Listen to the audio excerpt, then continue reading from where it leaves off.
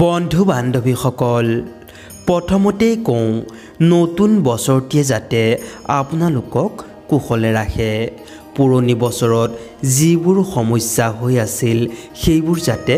দূৰ হৈ যাওক আৰু নতুন বছৰটিত সুখ শান্তি সমৃদ্ধি লগতে আনন্দ কঢ়িয়াই আনক এতিয়া জানো আহক পুৰণি বছৰৰ লাষ্টৰ দিনটিত আৰু নতুন বছৰৰ প্ৰথম দিনটিত কি কৰিলে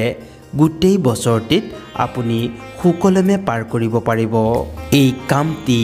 অন্য একো নহয় এটি মাথো মন্ত্ৰ এই মন্ত্ৰটি স্বয়ং মহাদেৱে নিজেই ৰচনা কৰিছিল এই মন্ত্ৰটি এবাৰ শুনা মাত্ৰকে দেৱ আদি দেৱ মহাদেৱৰ কৃপাৰ পৰা কোনোদিন আপুনি বঞ্চিত হ'ব নোৱাৰে এইটো সাধাৰণ মন্ত্ৰ নহয় ডাঙৰ ডাঙৰ ঋষিমুনিসকলে এই মন্ত্ৰটি জপ কৰিছিল আৰু মহাদেৱৰ কৃপা লাভ কৰিছিল স্বয়ং ৰাৱণে এই মন্ত্ৰ জপ কৰি ত্ৰিভুৱন জয় কৰিব পৰা শক্তি পাইছিল এইটো এনেকুৱা শক্তিশালী মন্ত্ৰ কোনো সাধাৰণ মানুহে যদি এই মন্ত্ৰটি এবাৰ জপ কৰে তেন্তে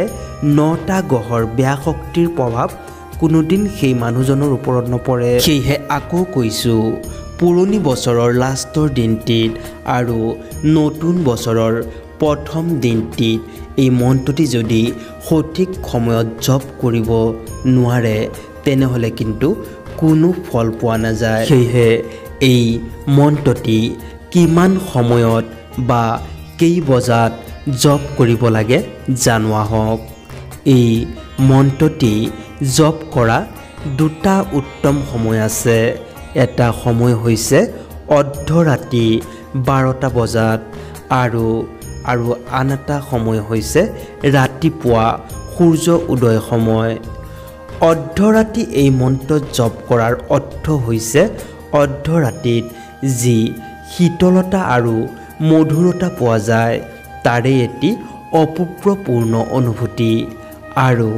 ৰাতিপুৱা সূৰ্য উদয় হোৱাৰ সময়ত জপ কৰাৰ অৰ্থ হ'ল সূৰ্য উদয় হোৱা সময় পৃথিৱীত যি ৰশ্মি পৰে খুবেই পবিত্ৰ এই মন্ত্ৰটি জপ কৰা সময়ত ত্ৰিশক্তি আঙুঠি ধাৰণ কৰিব লাগে এই মন্ত্ৰটি যদি 31 ডিচেম্বৰ ৰাতি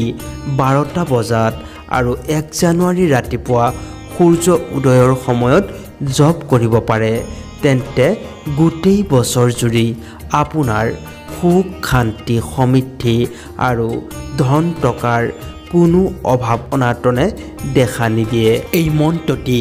জপ কৰাৰ আগতে স্নান কৰি শুদ্ধ বস্ত্ৰ পৰিধান কৰি ল'ব আৰু মহাদেৱৰ ওচৰত আসন পাতি বহি এই মন্ত্ৰটি 108 বাৰ জপ কৰিব এই মন্ত্ৰটি হৈছে ওম হ্ৰীম ওম শ্ৰীম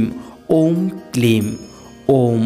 হ্ৰীম শ্ৰীম ক্লীম ভিত্তিত চৰাই আহা নমে নমঃ